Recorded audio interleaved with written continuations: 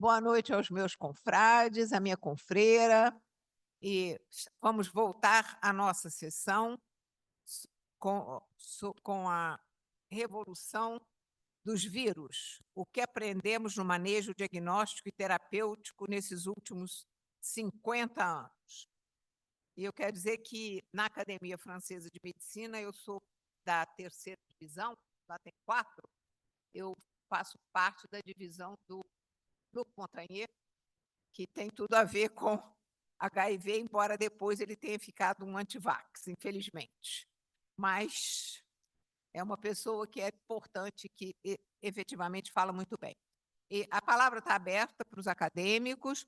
Nós estamos abrindo a 32ª sessão ordinária relativa ao 195º ano acadêmico. Desculpem, a gente tem a aprovação das atas das sessões 27 e 28, dos dias 26 de setembro e 3 de outubro. Alguém quer fazer alguma observação? Ou podemos considerar aprovado? Então, as duas atas estão aprovadas, então vamos abrir para as comunicações dos acadêmicos. Alguém quer falar alguma coisa, por favor? O meu querido secretário-geral, acadêmico Omar Lu. Senhora presidente, senhores acadêmicos, prezados convidados, o meu comentário não tem nada a ver com o simpósio que nós estamos tendo hoje, é para expressar a minha profunda indignação com a aprovação, há 2 dias atrás, pela Assembleia Legislativa da cidade do Rio de Janeiro, da liberação das câmaras de bronzeamento, que estão proibidas no país há 15 anos, desde 2009.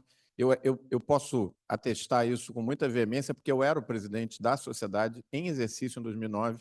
Isso é uma briga que a Sociedade Brasileira de Dermatologia tomou, a Anvisa nos apoiou, e esse é proibido no Brasil. De lá para cá, o interesse econômico de vários grupos questionou essa decisão de 15 anos atrás, lembrando que essa foi uma decisão. O Brasil foi o terceiro país no mundo a proibir as câmaras de bronzeamento e serviu como legislação para diversos outros países da América Latina. Isso é um retrocesso inaceitável.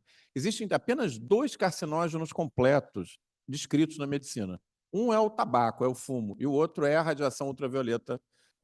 Os 2 são carcinógenos completos. Eles induzem e mantêm o processo de carcinogênese. É absolutamente inaceitável que isso seja feito dentro da Assembleia Legislativa da segunda maior cidade do nosso país, sem a participação dos médicos, dos dermatologistas e sem que a Sociedade Brasileira de Dermatologia se pronuncie. Então, hoje, a ASBD soltou uma nota oficial que eu gostaria de público de apoiar, que com veemência critica essa posição e pede que isso seja revisto. Eu gostaria de deixar de público o meu comentário. Com toda certeza, eu acho que a academia aprova isso. Eu gostaria de passar a palavra inicialmente ao acadêmico Barros Franco e a seguir ao acadêmico Celso Ramos. Senhora presidente, senhor secretário, meus amigos, queria fazer duas observações. A primeira, eu já falei informalmente com a nossa presidente, em relação a um plano de saúde que foi feito há algum tempo atrás, com os 3 laboratórios maiores do Rio de Janeiro, em que teriam benefícios para todos os acadêmicos, desde que eles lá chegassem se identificando com uma carteirinha. Então, pedi à diretoria que renovasse essa atividade, que eu acho que é muito útil para os acadêmicos, mas eles precisam ter, ele e a esposa, ou ela e o esposo, uma carteirinha. Então, depois de uma dificuldade de um dos acadêmicos que me trouxe problema, eu fiz contato com a diretoria da época, o laboratório DASA, que disse que o convênio continua absolutamente funcionando sem nenhum tipo de problema. A outra, que é uma coisa uma ideia minha, que eu já também apresentei informalmente, é em relação às reuniões da academia. Então, é claro que isso é uma decisão da diretoria, que eu vejo, em primeiro lugar, que essas reuniões que têm ocorrendo, como de hoje, são reuniões espetaculares, né? Cada uma que eu assisto, eu aprendo mais. Mas é uma frequência muito pequena. Eu acho que isso tem que procurar um caminho para melhorar a forma de fazer isso. Quer dizer, eu fiz à época a sugestão de fazer em 2 reuniões distintas, uma num dia ou outro da semana, eu pensei na terça-feira, e fizesse uma reunião, por exemplo, sempre de atualização, que na realidade não deixa de ser uma reunião de atualização a de hoje, nas diversas áreas, e talvez interagir com as sociedades locais da brasileira para que tivessem pessoas interessadas nessa reunião, né? E uma outra, sim, na quinta-feira, para que os acadêmicos pudessem ser informados de pontos altamente novos e tivessem tempo de conversar no plenário. Eu acho que as nossas discussões em plenário estão muito curtas, porque se forem muito longas, você entra no período da reunião e não pode falar. Então, é uma reunião curta, quem fala 3 e tal, e vamos começar o próximo curso. Eu acho que devia haver mais reuniões. Aqueles que estão mais tempo na academia sabem que essas reuniões eram espetaculares, as discussões entre os acadêmicos, as opiniões, pessoas como todas são aqui, com conteúdo muito grande. Então, acho que eu levo essa vontade em minha academia e a diretoria que seja discutido essa eventual mudança, para que eu acho que vai ser benéfico para a academia. Muito obrigado. Muito obrigado pelo seu pronunciamento, acadêmico Barros Franco, e é exatamente o que nós estamos percebendo também, concordamos inteiramente. Nós teremos uma reunião de diretoria justo antes do dia 21, e a ideia é que no dia 21 a gente faça uma reunião apenas com acadêmicos para nós discutirmos qual é o melhor formato para 2025. Eu acho que aqui é a casa dos acadêmicos e eu acho que nós temos que ter reuniões que sejam, primeiro, atendam aos interesses dos acadêmicos e que tenham um formato que seja o melhor formato para todos nós. Então, eu acho que o seu comentário é absolutamente pertinente, eu gostaria de agradecer e espero contar com a sua presença no dia 21 de novembro. Contar com a sua e com a presença de todos no dia 21 de novembro. Acadêmico Celso Ramos, por favor. Obrigado, senhora presidente. Eu quero retomar o assunto que o acadêmico Osmar Lupi colocou, porque eu acho que o problema não é que a Assembleia Legislativa ou qualquer outro corpo político não tenha ouvido os médicos. Eu acho que nós exercemos uma profissão hoje permanentemente sob ataque, e sob ataque de vários lados. Até porque todo mundo acha que medicina é uma coisa muito fácil, eu não preciso passar 6 anos na faculdade, eu não preciso fazer residência, eu não preciso fazer absolutamente nada disso. Abro uma coisinha bonitinha, tiro fotografia, se for mulher, empinando as minhas partes mais arredondadas e pronto, estou feito na vida, ou feita na vida no caso. Tá? Bom, o que acontece é que não cabe aos entes legislativos discutir assuntos técnicos. Essa é que é a questão. Não é que eles não tenham ouvido o médico. Vamos lembrar a famosa pílula do câncer. Foi aprovada. E depois caiu. Por quê? Porque eles não têm capacidade para isso. Então, não é que não tenham nos ouvidos. Eles não podem legislar sobre isso. Existem órgãos para isso. Isso são coisas técnicas. É absolutamente sem sentido você imaginar que amanhã uma assembleia qualquer, Senado, Câmara Federal, vai discutir sobre a composição da gasolina de avião. Não vai, não pode. Não pode também fazer a mesma coisa no que se refere à saúde, no que se refere à medicina. Muito obrigado. Muito obrigada, acadêmico Celso Ramos. Mais alguém? Eu acho que esse tipo de comentários esses comentários são extremamente importantes, porque a gente está no momento, conforme o acadêmico Celso Ramos colocou, a medicina está sob constante ataque, digamos assim, porque ontem, na fila do aeroporto, eu encontrei com a doutora Cristina Mendes, da AMIL, que estava comentando que os cirurgiões bucomaxilofaciais estão fazendo procedimentos médicos em consultórios odontológicos, e pedem coisas absurdas, porque nós estávamos exatamente discutindo o preço dos seguros de saúde atualmente. Então, ela, como uma das gestoras da AMIL, na fila do avião, estava exatamente dizendo isso, que as pessoas pedem exames que não têm mais enfim. E isso, evidentemente, onera não só o seguro-saúde, como também o SUS. Então, nós estamos numa situação absolutamente precária e não há possibilidade de que a gente consiga melhorar esse nosso atendimento com esse tipo de gastança. Eu gostaria de lembrar que o Brasil é o campeão em ressonância magnética entre todos os países do mundo, incluindo os países da OCDE. Então, se ninguém mais quiser fazer uso da palavra, eu gostaria de colocar duas coisas. Primeiro, que eu fui ontem a São Paulo e participar daquele programa Conversa com Bial, ainda não sei quando é que vai sair, e discutimos a respeito de obesidade e doenças de alta prevalência não transmissíveis e não curáveis, no máximo controláveis. E o quanto que a gente depende para isso, quanto que o paciente depende para isso de uma boa relação médico-paciente e o quanto que é importante que o médico efetivamente se ocupe do paciente.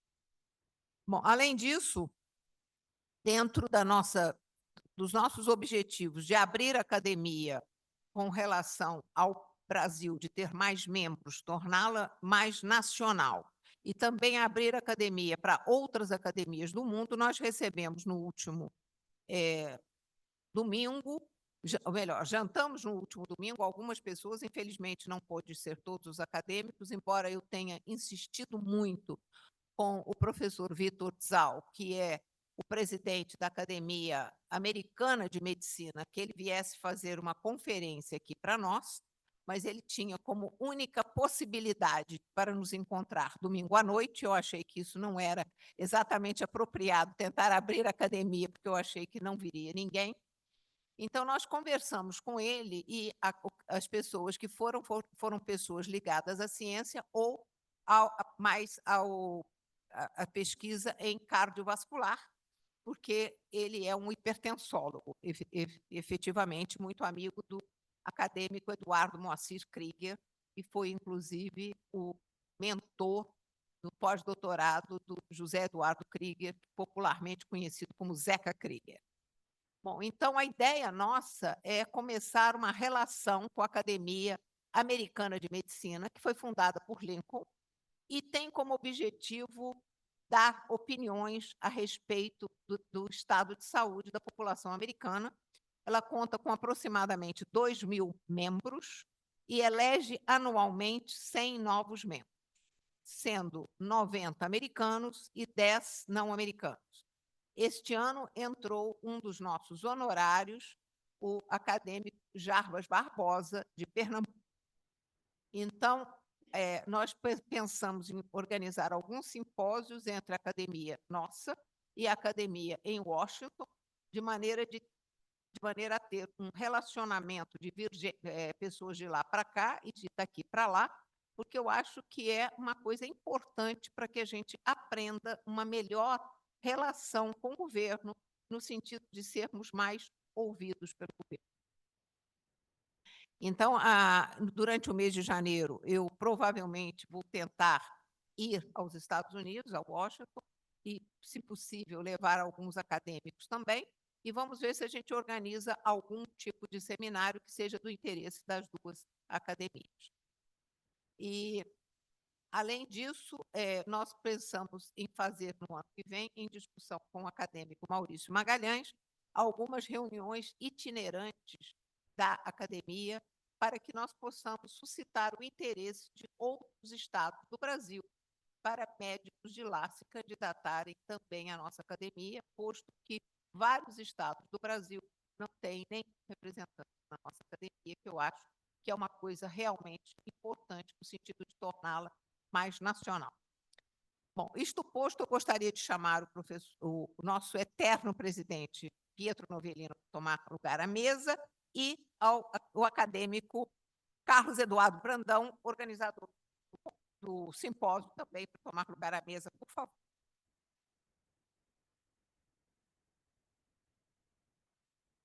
Pois é.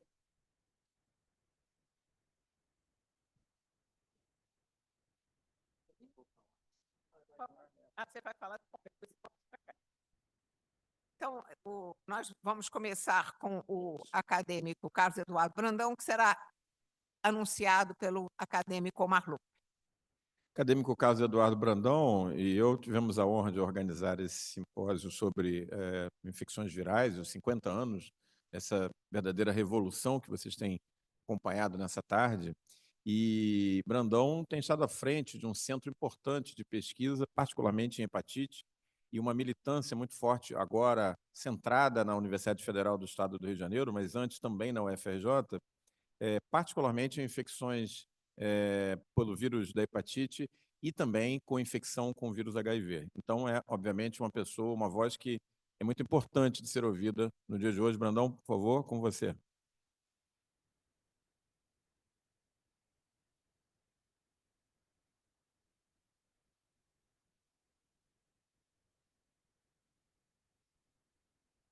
Bom, boa tarde a todos, excelentíssima presidente, professor Eliette Busquelar, professor Pietro Novelino, Omar Lupe da Rosa Santos. Queria inicialmente agradecer e falar um pouquinho sobre o que houve de novidade nesses últimos 50 anos na área da hepatologia viral, particularmente dos vírus de hepatite A até a hepatite A. A hepatologia ela é uma ciência relativamente recente, criada em 1950 nos Estados Unidos, na Inglaterra, e até pouco tempo atrás, a única coisa que a gente sabia um pouco da hepatologia vinha da mitologia grega, através dos quadros da regeneração hepática, a história do Prometeu acorrentado, que tentou roubar o fogo do céu para dar aos homens, e como consequência disso ficou ali acorrentado, o abutre vinha, mordia o seu fígado, e esse fígado se regenerava periodicamente. Então, essa é uma das histórias mais antigas da mitologia grega, e Hipócrates, o pai da medicina, foi também o que descreveu pela primeira vez a síndrome ictérica.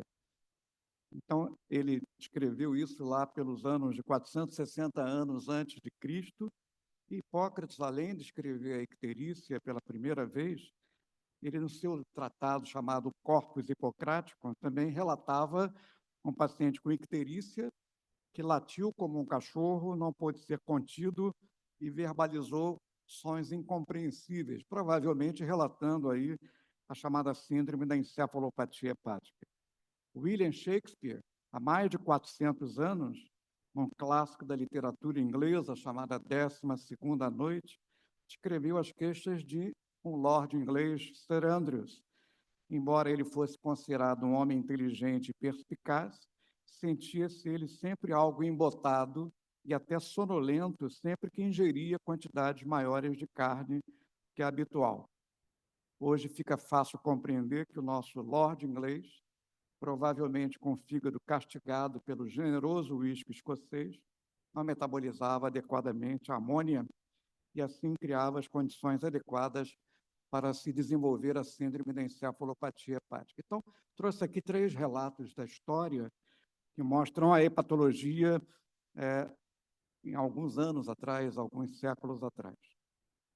Essa história muda a partir de 1950, quando essa médica inglesa, que não foi aceita na Universidade de Londres, mas teve que fazer medicina em Edinburgh, na Escócia, a dama do Império Britânico, chamada dama Sheila Sherlock, publica o seu livro As Doenças do Fígado do Sistema Biliar. Sheila foi uma professora de vários membros dessa casa, e eu destaco aqui o professor Silvano Raia, e foi quem descreveu uma forma muito particular de hepatite, chamada hepatite autoimune. Hans Popper era um patologista austríaco, judeu, que migrou para os Estados Unidos e particularmente para o Mount Sinai Hospital em Nova York, e descreveu um tratado chamado de Progress in Liver Disease, ficou clássico durante muitos anos.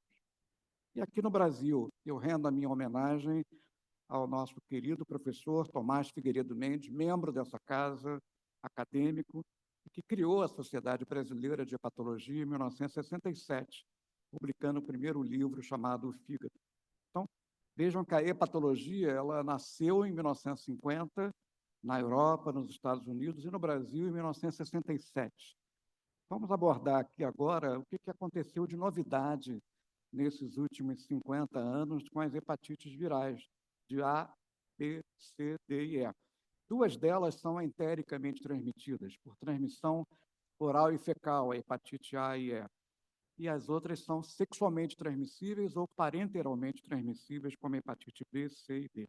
Então, esse slide ele mostra um pouco da importância disso que nós estamos discutindo aqui hoje. Em 1973, 74, Stephen Feinstein isolou e descobriu o vírus de hepatite A. Darius Blumberg, um geneticista da Filadélfia, ele isolou e descobriu o vírus de hepatite B. Em 1988, 89, um grupo de pesquisadores liderados pelo Dr. Michael Hilton, do Laboratório Cairo, na Califórnia, isolou, sequenciou o vírus da hepatite C. Em 1977, Mário Risetto, com quem eu tive a oportunidade de trabalhar em Turim, na Itália, isolou o vírus da hepatite delta. Em 1983, Mikhail Balayan, um russo, ele conseguiu identificar, isolar o vírus da hepatite E, uma forma epidêmica, entericamente transmitida de hepatite. Então, veja que nesses últimos 50 anos houve uma verdadeira revolução no diagnóstico das hepatites virais. A hepatite A é um RNA vírus, um picornavírus, um vírus pequeno, pico RNA vírus, de transmissão oral e fecal, período de incubação muito curto, não leva a formas crônicas, mas que já temos uma vacina disponível no nosso meio já há pelo menos mais de 30 anos. A hepatite A, que é considerada uma doença de transmissão oral e fecal, nesses últimos anos tem sido uma doença de transmissão sexual.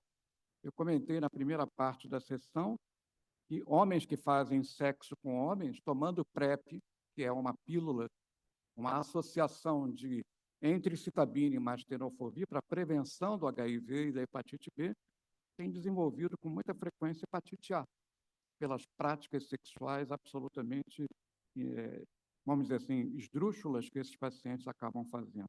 A hepatite A ela é diagnosticada basicamente através dos marcadores imunossorológicos, em particular na sua fase aguda, pela imunoglobulina da classe IgM.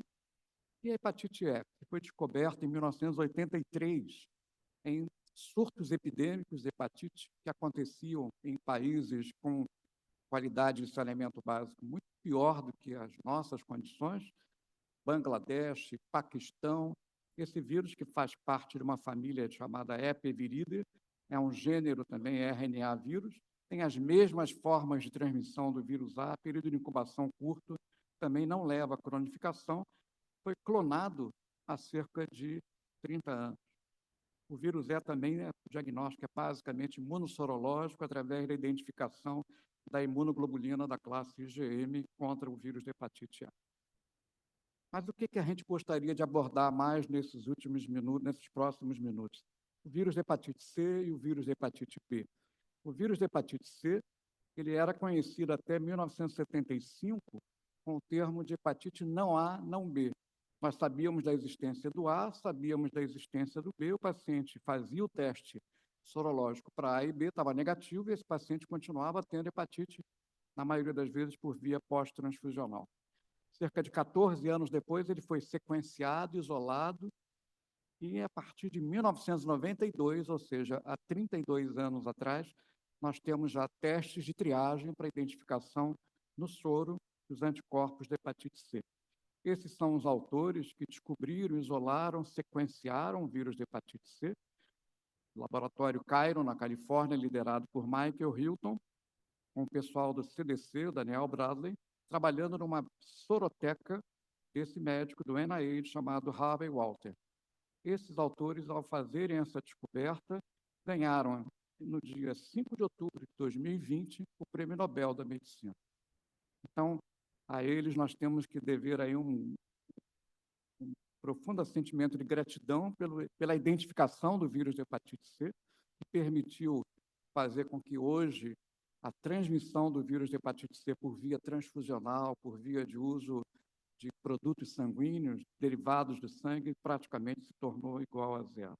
O vírus da hepatite C ele é um flaviviridae, da mesma família do vírus da dengue, da febre amarela, ele é um hepacivírus, ele é um RNA vírus, possui 7 genótipos diferentes, tem uma estrutura, que é essa poliproteína que está aqui demonstrada, E eu chamaria a atenção dessas 3 regiões aqui embaixo.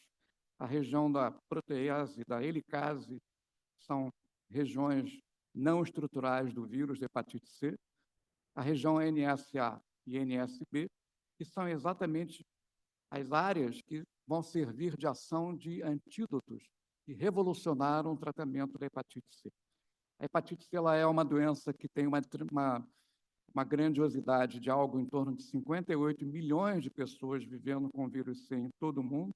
A prevalência dessa infecção na América Latina é em torno de 0,5% a 1,3%. Ela é uma doença predominantemente de aquisição parenteral, por transfusão de sangue, uso de drogas ilícitas e injetáveis, pacientes politransfundidos como hemofílicos, em diálise, filhos de mães infectadas também podem ser contaminados através da via de aquisição vertical, doadores de órgãos, e também, hoje, ela é uma doença de transmissão sexual. Então, na era da PrEP, hoje saiu reportagem ontem no jornal o Globo, mais de 100 mil brasileiros fazem uso da PrEP. Houve uma diminuição da incidência de HIV de 48% nesses indivíduos que tomando PrEP. Mas a PrEP não consegue eliminar a possibilidade de contaminação pelo vírus A, muito menos pelo vírus de hepatite C. A história natural da hepatite C foi bem conhecida ao longo desses últimos 50 anos. É um vírus que tem um período de incubação de aproximadamente 6 semanas a 7 semanas. Desenvolve uma hepatite aguda, mas cerca de 75% desses indivíduos não conseguem se livrar do vírus de hepatite C, caminham para a hepatite crônica. Dessa hepatite crônica, 20 anos depois, 30 anos depois, esse paciente pode chegar à cirrose, ao carcinoma hepatocelular e à falência hepática, tornando o vírus C uma das principais indicações de transplante hepático em todo o mundo.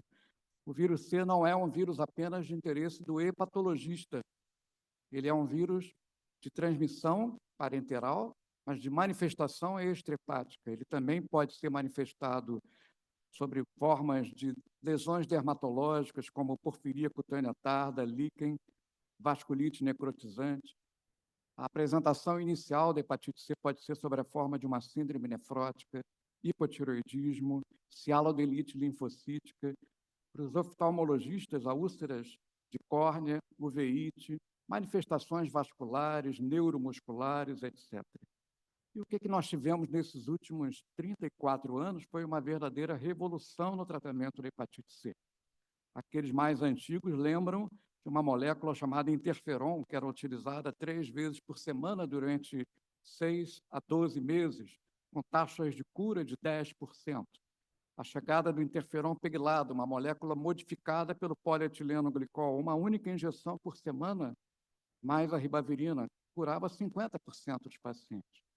Hoje, com a terapia livre do interferon, com os agentes antivirais de ação direta, essa taxa de resposta virológica sustentada é superior a 95%, e o Brasil disponibiliza esses medicamentos gratuitamente desde 2015, com apenas uma única pílula ou 2 pílulas ao dia, de sofosbuvir e daclatasvir, sofosbuvir e velpatasvir, drogas pangenotípicas, independente do genótipo, independente do grau de fibrose, a taxa de cura é de quase 99% desses pacientes.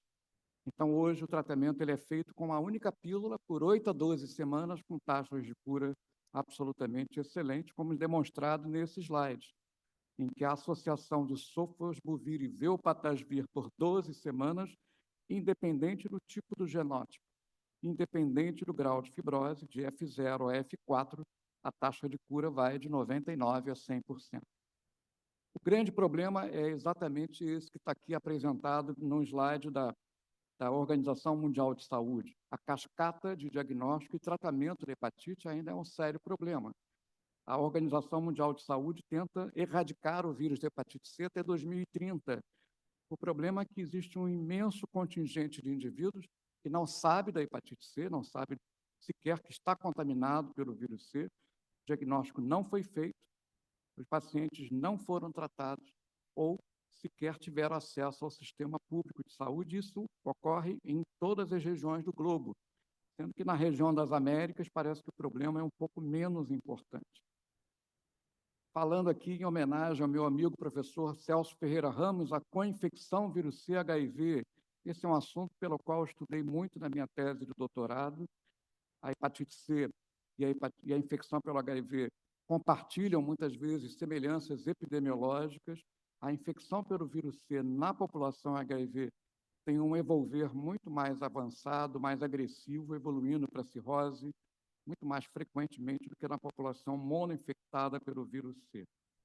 Vejam que esse é um slide de 2014, mas que mostra que a progressão da hepatite pelo vírus C, ela permanece mais rápida, mais agressiva na população HIV, independente dele estar usando uma terapia antirretroviral de alta eficiência, como nós temos hoje.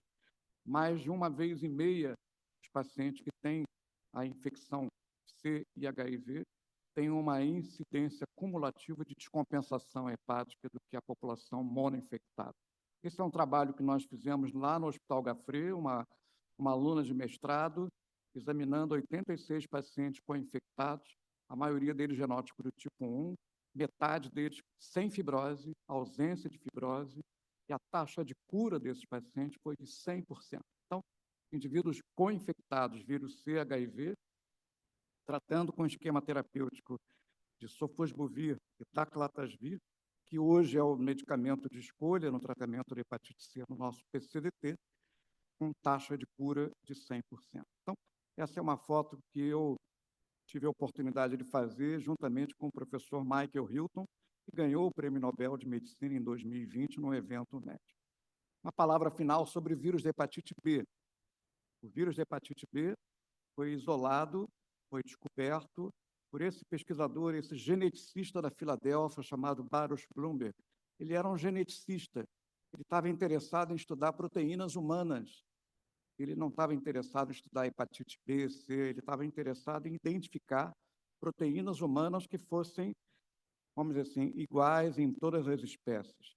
E ao misturar, ao fazer um homogenado ali de um soro de um aborígene australiano com o soro de um hemofílico da cidade de Nova York, ele identificou uma proteína que se precipitava e deu a essa proteína estranha o nome de um antígeno Austrália. Mal sabia ele que essa partícula antigênica seria, algum tempo depois, identificada como vírus da hepatite B. O vírus da hepatite B, ele é um vírus DNA de 42 nanômetros de diâmetro, de transmissão sexual, parenteral e vertical, que pode provocar infecção crônica, mas que já tem de vacina disponível já há alguns anos no nosso meio. A prevalência da infecção pelo vírus B, segundo esse mapa-mundi, ela é universal, predominando principalmente no Sudeste Asiático, na região da China, Taiwan, Formosa, e principalmente na região do continente africano, no Egito, e na América Latina temos aqui uma prevalência em torno de menos de 1%. Da mesma maneira que para o vírus C, a Organização Mundial de Saúde tem uma meta de erradicar o vírus da hepatite B até 2030, mas nós estamos muito longe de alcançar isso. Admite-se que tenhamos mais de 250 milhões de indivíduos infectados pelo vírus B. Só conseguimos diagnosticar 25 milhões. Gostaríamos de tratar pelo menos 90 milhões de indivíduos para hepatite B, só tratamos 5 milhões. E no Brasil, admitimos que tenhamos 1,1 milhão de vírus infectados pelo vírus B, só conseguiríamos tratar, ou já tratamos, algo em torno de 41 mil. Então, esse é um dado da doutora Adele Benzaquem, do Ministério da Saúde, que imaginava que em 2022 nós teríamos algo em torno de 157 mil indivíduos em tratamento para hepatite B. Mas deveríamos ter feito o diagnóstico de 40 mil, só conseguimos fazer o diagnóstico de 13.252. Deveríamos ter tratado 157 mil, mas tratamos apenas 41 mil indivíduos da hepatite B até o presente momento. O tratamento da hepatite B ele é feito hoje em dia com o objetivo de suprimir a replicação viral. A supressão da replicação viral ela é acompanhada de redução da inflamação, diminuição da fibrose, diminuição da chance de evolução, de progressão para a cirrose e suas complicações. O tratamento ele evoluiu muito ao longo desses últimos 30 anos e hoje a droga de escolha é o uso do tenofovir ou até mesmo do seu análogo, que é o tenofovir alafenamida, um comprimido ao dia durante o período, pode variar de anos até décadas, mantém a supressão da replicação viral. O tratamento da hepatite B ele é absolutamente infinito, até que a gente consiga a chamada cura funcional. O que a gente entende como cura funcional? É exatamente a supressão da replicação viral e a perda do HBsAg ou a soroconversão do antígeno Austrália, do HBsAg, em anti-HBs. Existem várias moléculas que estão sendo estudadas, e eu não vou perder tempo aqui com isso, mas apenas para chamar a atenção que existe hoje a semelhança do tratamento da hepatite C, a ideia de fazer um coquetel de medicamentos que possam inibir a entrada do vírus, medicamentos que sejam imunomoduladores, medicamentos que envolvam a inibição da encapsulação do próprio vírus. E esse slide é um slide que eu sempre faço questão de mostrar nas aulas para os alunos da Faculdade de Medicina. O vírus C, ele é bem diferente do vírus B, o vírus C é bem diferente do HIV. O vírus C ele é um vírus de reprodução intracitoplasmática. O vírus B e o HIV, ele é um vírus de reprodução intranuclear, ou seja, há a integração do DNA ou do RNA do vírus com o DNA do hospedeiro. Logo, o tratamento da hepatite B, assim como do HIV, ele é um tratamento de longa duração, eu diria até ad eterno. Esse é um slide que eu faço sempre questão de mostrar a presença do professor Baruch Blumberg, sentado aí, presidente, na sua mesa, na sua cadeira, ao lado do nosso eterno presidente, professor Edgar Magalhães Gomes. Então, o professor Blumberg, trazido aqui na academia pelo acadêmico Tomás de Figueiredo Mendes. Uma palavra final sobre o vírus Delta. Ele é um vírus defeituoso, é um vírus híbrido, que tem o envelope, o HBsAg, e o seu interior, o RNA do vírus da hepatite delta. Recentemente, em 2015, foi pela primeira vez idealizado um produto, um composto chamado Mircludex, que inibe a entrada do vírus da hepatite B. Essa internalização do vírus da hepatite B depende de uma série de proteínas na membrana celular, principalmente a taurocolato, e dessa proteína pode ser, de alguma maneira, inibida através dessa ligandina, desse peptídeo chamado Mircludex, que, ao impedir a entrada do vírus de hepatite B e delta, impede a sua reprodução. Eu queria finalizar, presidente, se a senhora me permite, fazer um tributo de gratidão aos meus mestres, aqueles que me entusiasmaram pela hepatologia, ao meu querido professor Tomás Figueiredo Mendes, que foi com quem eu fiz a minha formação, de minha residência médica na Santa Casa da Misericórdia, ao meu grupo da UFRJ, ao meu orientador de tese de mestrado, professor Jorge do Toledo, aqui ao lado do professor Fraga e do professor Faustino Porto e Antônio Boavista Nery. E ao meu maestro soberano, que é o meu professor Mário Barreto Correia Lima. Muito obrigado pela gentileza do convite.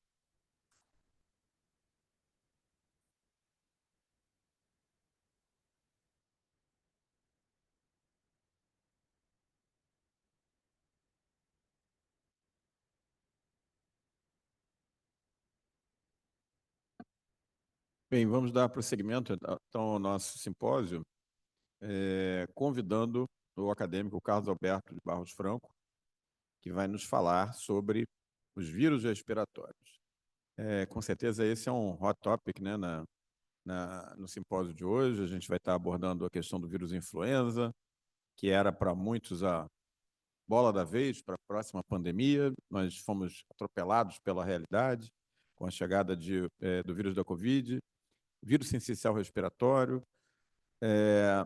Ninguém melhor do que o acadêmico Carlos Alberto de Barros Franco, professor titular de pneumologia na Universidade Federal do Rio de Janeiro, um dos pneumologistas mais dotados do nosso país, para nos atualizar sobre esse assunto. É que está passando.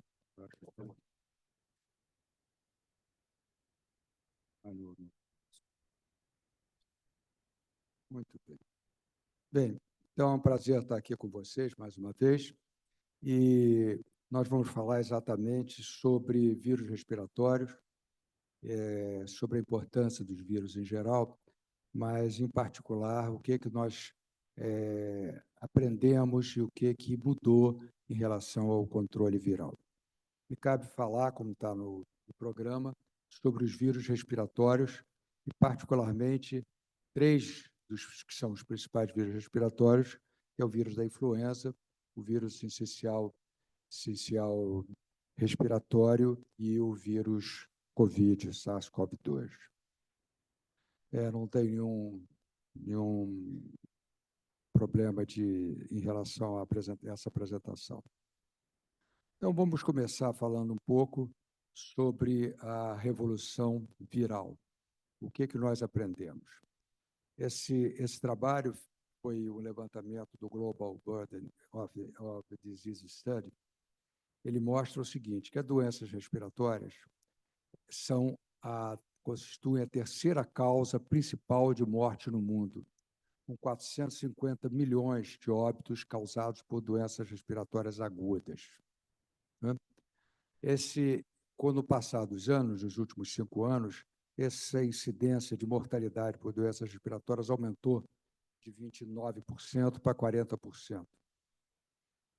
A infecção viral é causa dessa síndrome respiratória aguda em 30% a 90%. Então, a maioria das síndromes respiratórias agudas são desencadeadas por processo viral. E esses quadros respiratórios agudos foram muito difundidos e trouxeram uma gravidade maior, foi pela pandemia Covid-19, né? E isso, então, estimulou muito que se estudasse não só os vírus que acometem a doença, mas, principalmente, o que se podia fazer para controlar as doenças virais. Os principais agentes virais, como nós vamos mostrar para vocês, em termos respiratórios, são o vírus sincicial respiratório, o influenza vírus e o SARS-CoV-2. Do ponto de vista respiratório agudo, embaixo, que não é mais do que nós vamos conversar, tem o pneumococcus. Muito bem. Deixa eu voltar aqui. Tá. Bom. Então, vamos falar também, mais uma vez, nessa intervenção aqui do INGRIP, né, que mostra o número de casos COVID, resultados positivos para vírus respiratórios e óbitos em 2024. Então, eles fazem esse levantamento e verificaram que já foram notificados nesse ano. Esse trabalho foi agora, basicamente, há poucos dias atrás, tinha 147.789 de síndromes respiratórias agudas, e sendo no laboratório positivo desses casos, 42% em relação à doença viral. Então, os casos positivos eram 17,8% são de influenza A, 1,3% de influenza B, 36% de vírus sincicial respiratório e 25% de rinovírus e 19% de SARS-CoV-vírus. Então, esse trabalho, que é um levantamento do grupo que levanta isso no Brasil, mostra isso no Brasil, mostra um aspecto que nós não tínhamos até recentemente essa noção. Nós trabalhávamos muito em termos de doença respiratória com o vírus influenza. Então, há quantos anos nós conhecemos a vacina para a influenza, o tratamento da doença influenza, depois veio, evidentemente, pela catástrofe que foi a pandemia pelo SARS-CoV-2, e o vírus sincicial respiratório é um vírus relativamente desvalorizado por desconhecimento em relação à conduta terapêutica. Então, nós estamos mostrando, vou mostrar aqui, o que na área de pneumologia levou a que os vírus tivessem não só um desenvolvimento no sentido de reconhecimento de cada um deles, mas também, uma vez identificado, o desenvolvimento de tratamento para ele. Então, você verifica, já mostrei a mortalidade, a incidência, e você tinha uma disponibilidade para tratar as doenças virais praticamente nenhuma, porque o clássico era a pessoa dizer que uma síndrome respiratória aguda, dor de garganta, febre, e podia gerar insuficiência respiratória, especialmente em crianças, era uma virose. Mas era simplesmente isso, tratava sintomaticamente e não tinha uma comprovação do que era. Mas, hoje em dia, nós dispomos, e nos últimos anos isso ficou bastante marcante, os métodos altamente de alta sensibilidade, de alta especificidade e de muita rapidez. Então, nós temos aqui, por exemplo, o método. Isso, por exemplo, pode ser feito por PCR ou por outro método rápido. Em 2 horas, você tem o resultado dos 3 ou 4 principais vírus, né? Vírus sincicial respiratório, influenza, que são os 2 principais vírus, e, eventualmente, o vírus SARS-CoV-2. Então, nós temos aqui, por exemplo, no segundo caso, um método espetacular para quem faz a clínica no dia a dia, que é o método de biologia molecular.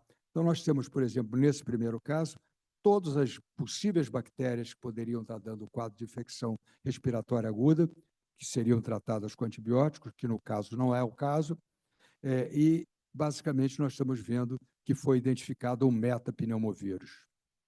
Num exame de biologia molecular igual a esse do outro lado, nós temos uma senhora que fez também o mesmo teste e foi, inclusive, identificado o metapneumovírus. Então, na realidade, esses 2 exames são de um casal. O homem, que teve o primeiro lugar, e depois contaminou a esposa, para mostrar a contagiosidade. Então, isso facilita muito. Nós, hoje em dia, nós não podemos dizer se isso é uma infecção aguda bacteriana, se isso é uma infecção aguda viral e que tipo de vírus nós estamos tratando.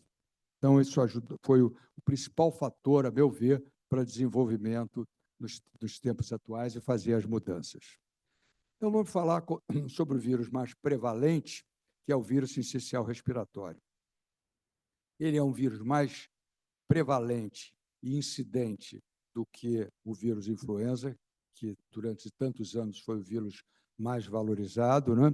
Ele tem uma evolução grave com frequência em adultos e crianças, como vocês sabem, é o caso clássico da bronquiolite obliterante, que ocorre nas crianças e que tem uma mortalidade tão elevada. Em crianças de 1 ano de idade, entre 1999 e 2018, a mortalidade pelo vírus respiratório foi 5 vezes maior do que a influenza. Então, a importância de nós termos alguma coisa para prevenir essa infecção respiratória. Na Espanha, por um trabalho muito interessante, foi feito avaliada a internação por vírus sincicial respiratório. Foi de 9%, a influenza de 3%, e a mortalidade em criança foi maior entre as infecções por vírus respiratório ou influenza, ou seja, de vírus sincicial respiratório ganhou na pneumologia a maior importância e a maior quantidade de estudos em torno dele. Um estudo dos Estados Unidos, que não é muito recente, 2013 e 2010, em adultos com pneumonia, DPOC, descompensada, hipoxemia e mortalidade de 18%, eram infectados por vírus sincicial respiratório e 7% por influenza. Então, é um vírus que realmente precisavam medidas não só preventivas, como terapêuticas. E o risco de morte dos pacientes internados com doença agudizada foi mais de 2 vezes por via respiratória do que o ciência. Então, em função de todos esses conhecimentos, houve um trabalho muito grande da Organização Mundial de Saúde voltando para o desenvolvimento de vacina para vírus sincicial respiratório, que não existia até muito recente, até coisa de 2, 3 anos. Nós, no Brasil, estamos vacinando os doentes de sincicial respiratório na clínica privada, porque não existe, infelizmente, ainda na rede pública, há praticamente 2 anos. Muito bem. O vírus respiratório e a vacinação. Então, esse foi, para quem trata em clínica médica, seja privada, seja pública, realmente isso foi um alento bastante grande. A população-alvo do Food and Drug Administration, né, mostra que essa incidência de mortalidade e de internações e de complicações no vírus sincicial respiratório tem três populações-alvo principais: os idosos, as pessoas as grávidas e as crianças. Então, em função disso, as vacinas que surgiram, nós vamos mostrar quais são, eram voltadas para uma população de pessoas a mais de 60 anos de idade, com ou sem morbidade, não importa, é uma população que deve ser vacinada, grávidas, digamos assim, proteção para o feto não é transferida pela gravidez, mas previne uma infecção respiratória na mãe quando estiver sendo amamentada e em crianças, que também é fundamental para prevenir a bronquiolite obliterante. E surgiram, então, vacinas, o que hoje é fundamental que seja feita, mas, infelizmente, muito pouco divulgada. Tem muito pouca gente, se nós levantarmos aqui no plenário, nós vamos ver que muito poucos tomaram a vacina de vírus essencial respiratório, talvez, né? E surgiram, então, duas vacinas, que são as duas vacinas principais, existe uma outra praticamente aprovada. Uma delas foi pelo laboratório GSK, que é a chamada Arexvy, e a outra do laboratório Pfizer, que é chamada de Brisvo. Então, esses estudos mostram que as duas vacinas têm praticamente a mesma eficácia e defendem significativamente de crises agudas e graves em 80% dos pacientes vacinados. Então, é um resultado bastante robusto, né? E existem outras vacinas que estão sendo desenvolvidas, provavelmente uma delas está sendo lançada no ano que vem. Uma delas é a da Moderna, que deve estar sendo lançada, uma vacina usando técnica diferente das duas outras, usando o RNA como transmissor, e existe também trabalhos no sentido, assim, de medicamento de prevenção de doença, ou seja, crianças em contato com pessoas possivelmente infectadas, fazendo uso de substâncias monoclonais, com as experiências em fase 2, 3, mostrando bom resultado. Então, nós estamos trabalhando já bastante em relação ao vírus essencial respiratório. Então, aqui nós temos as duas vacinas principais, não é? Que eu já falei com vocês, e que tem mais ou menos os mesmos resultados, mas tem uma diferença importante. A vacina, que é a de baixo, ela é uma vacina que tem experiência já em grávidas e, portanto, pode ser usada em grávidas, coisa que ainda não é reconhecido a indicação para a vacina anterior da GSK. Então, é uma vacina que pode fazer uma proteção mais ampla, embora no Brasil, por problemas de laboratório, a vacina da GSK é mais difícil de ser encontrada. Aqui mostrando exatamente a resposta da vacina ao vírus essencial respiratório, a resposta é bastante semelhante, né? Vocês estão vendo uma resposta bastante boa, com uma diminuição importante de patologias, e aqui a população, que eu já citei, que é a população-alvo para ter formas complicadas do vírus. E aqui também mostrando na vacina da Pfizer, que o resultado é semelhante, e de maneira interessante como é que diminui os vacinados de apresentar vírus essencial respiratório e praticamente zera a quantidade de doentes internados graves e a mortalidade nos doentes vacinados. Então, a resposta vacinal é muito boa. Então, essa é uma das grandes, digamos assim, progressos, como é um dos assuntos da palestra, sobre um dos vírus. O segundo importante, que, como já citado, é o vírus influenza. É um vírus que não tem muito preleção de idade, atinge adultos e crianças de maneira muito semelhante, e muitas dessas doenças virais são transmitidas do jovem para o mais idoso. Eu digo sempre, às vezes, conversando com o doente, evidentemente, não há nada mais que um avô adore o contato com o neto. E o neto vai para o jardim de infância, se infecta e traz quase como um exocê para o seu avô essa virose. Então, é muito comum os pacientes que têm netos ir ao consultório e começar a apresentar infecções virais repetidas, que são certamente transmitidas por velho. Então, eles têm que estar vacinados obrigatoriamente.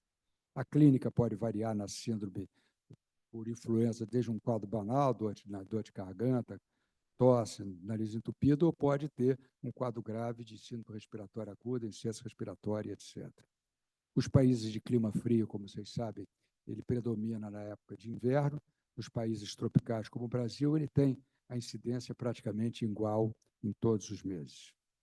A maioria dos países recomenda a vacina contra o vírus, contra a influenza, acima de 60 anos, outros países de 65. e muitos dos países estão recomendando a vacinação de crianças também, entre 6 meses e 5 anos de idade. E em doentes, evidentemente, que têm comorbidade, mesmo jovens, crianças, como asma, obrigatoriamente devem ser vacinados. Ele diminui 70% das crises de asma aguda nos vacinados, 59 casos, 59% de pneumonia e 58% de internações. Então, é fundamental. A vacina já demonstrou, e nós vamos falar sobre isso na pandemia Covid, é realmente, no momento, a maior defesa que nós temos para todas as infecções, todas as doenças infecciosas. Aqui nós temos, então, a vacina para o vírus inicial que já passamos, né? Eu estou voltando aqui. Influenza. Bom, então vamos falar um pouquinho sobre vacina de influenza, que é uma coisa que você frequentemente, tendo contato com o paciente, ele diz que já tomou a vacina da gripe. Mas existem diferentes vacinas aqui em uso, por exemplo, no Brasil e no mundo inteiro, né? Desde a pandemia de 2003, ocorreram uma quantidade enorme de mortalidades. Não, peraí, já estou no SARS-CoV-2, está na influenza ainda. Da atualização da influenza. Então, nós temos 3 vacinas em uso. Uma vacina, que é a influenza chamada trivalente, que é utilizada na rede pública, que é uma vacina que tem uma eficácia bastante satisfatória nas pessoas jovens, quer dizer, na população como um todo. Então, tem valor importante sob o ponto de vista epidemiológico. Existe uma vacina influenza que é chamada quadrivalente porque tem 3 antígenos virais, o H1N1, o H3N2, o Victório e o Amagate, e que é uma vacina que tem um resultado semelhante à vacina trivalente, talvez um pouco maior.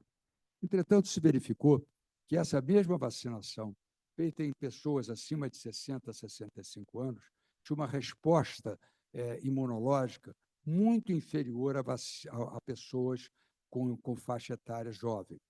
E, então, foi, em função disso, criada a vacina que chama-se Efluelda, ou vacina de alta dose.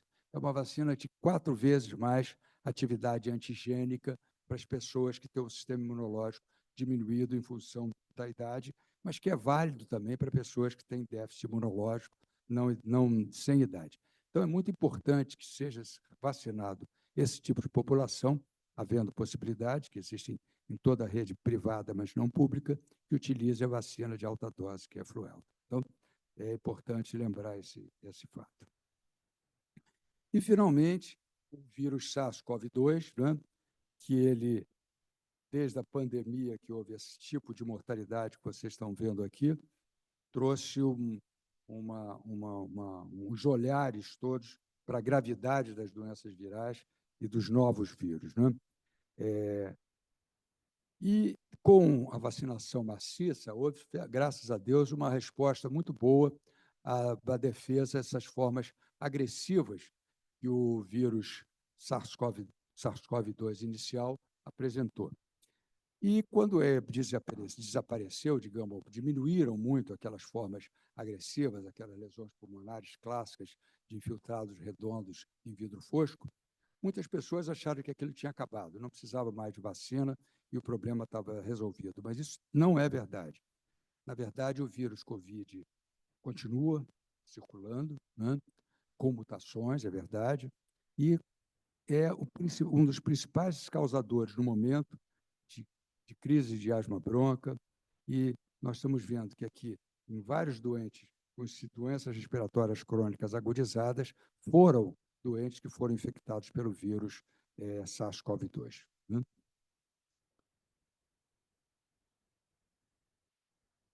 Vendo exatamente naquele infogrife que eu já falei, nós temos um número bastante significativo, que vocês estão vendo aí nesse trabalho, de pacientes que tiveram infecção por Covid. Há uma diminuição pequena em alguns estados e há um aumento ou estabilidade em outros estados.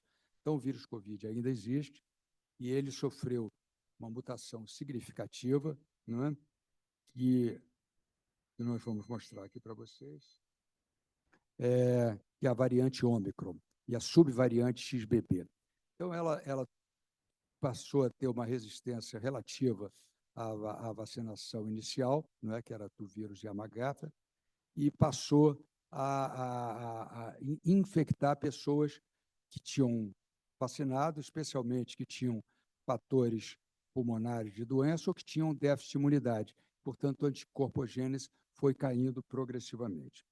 Então, hoje em dia nós temos, então, uma vacina, é recomendado uma nova vacina. Também isso é um novo progresso, que é uma vacina, duas vacinas que estão em uso. Uma vacina chamada bivalente, eu vou falar sobre ela, essa que aqui está presente, que ela apresenta antígeno do vírus inicial e do vírus mutante, que é o XBB do Ômicron, né? Então, ela está recomendada num grupo significativo de doentes que, mesmo que tenham completado toda a fase vacinal, de 3 ou 4 vacinas, deve refazer esse reforço. E isso me parece muito difícil. É difícil, os doentes acreditam que estão totalmente protegidos, mesmo doentes idosos, mesmo doentes tomando corticoide, mesmo doentes com doença imunológica, e, na realidade, tem que fazer reforço na gestante, nos idosos acima de 60 anos, nos imunocomprometidos, nesses tipos de doentes, que são doentes que estão separados em ambientes fechados, em crianças, não é, com essa faixa etária, e adultos, eventualmente, que não resolveram não se vacinar, se decidirem agora, podem ser vacinados e devem com essa vacina, com esse esquema que está apresentado abaixo, né? Essa é a outra vacina, que apareceu um pouco depois, mas que também é uma vacina monovalente, porque ela só tem realmente o antígeno do vírus variante, mas que no trabalho fase 2 e 3 mostrou que ela funcionava eficazmente se por acaso o vírus que contamina a pessoa for o vírus inicial. Então, é uma vacina bastante importante, que, aliás, é a vacina que está sendo utilizada hoje no posto de saúde em termos de cuidado com a população. Então, era o que eu tinha a dizer, agradecer a presença e dizer que realmente a vacina, sem dúvida alguma, foi o mais importante evento que ocorreu para vírus respiratórios, certamente o melhor. Faltam ainda alguns remédios para aqueles que, apesar de vacinados ou aqueles não vacinados, tiverem a doença evoluído para uma forma grave. Muito obrigado.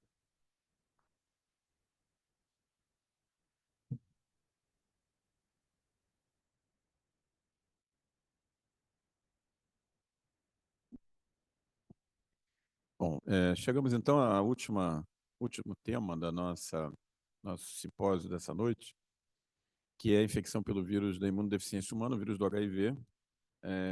Esse está a cargo do acadêmico Celso Ramos Filho, e acho que a infecção pelo HIV ela dispensa maiores comentários. Lembrando que eu mesmo, como aluno estudante de medicina na UERJ, no início dos anos 80, essa infecção teve um impacto gigantesco, né? Impacto gigantesco não só em termos de saúde pública, em termos de medicina, como em termos de mudanças de costume. Quando você olha para a sociedade, o que foram os anos 60, 70, é a virada, até certo ponto ideológica e de costumes nos anos 80, né? Tudo isso teve muito a ver com a infecção pelo vírus HIV. Quem viveu aquela época, eu como acadêmico de medicina, teve um impacto gigante, mudou a nossa vida profissional. Minha tese de mestrado, doutorado, foram relacionadas à infecção herpética com HIV.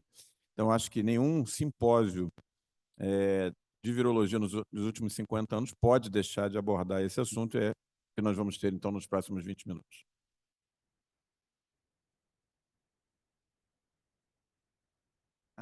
Desculpa, professor Celso Ramos Filho. Na verdade, eu já tinha chamado, mas...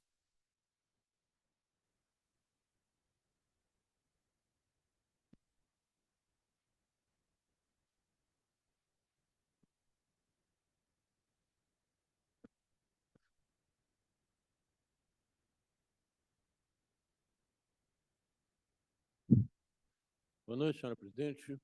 Boa noite, senhores acadêmicos. Boa noite, senhores convidados. Meu caro secretário-geral, eu estava disciplinadamente esperando ser chamado. Mas vamos falar de um assunto que, como o acadêmico Omar já acabou de falar, é algo que mudou completamente a nossa vida, mudou completamente a medicina. Eu vou tentar resumir em 20 minutos, em 30 minutos, o que ocorreu não em 50 anos, porque a doença não tem 50 anos, mas o que ocorreu em 40, 42 anos. Esse diapositivo mostra, em amarelo, alguns dos pontos mais importantes do que aconteceu nesses primeiros 25 anos da doença, né? O fato dos primeiros casos surgirem em 1981, a descoberta de uma fortíssima pandemia na África, com características diferentes, o isolamento do vírus, o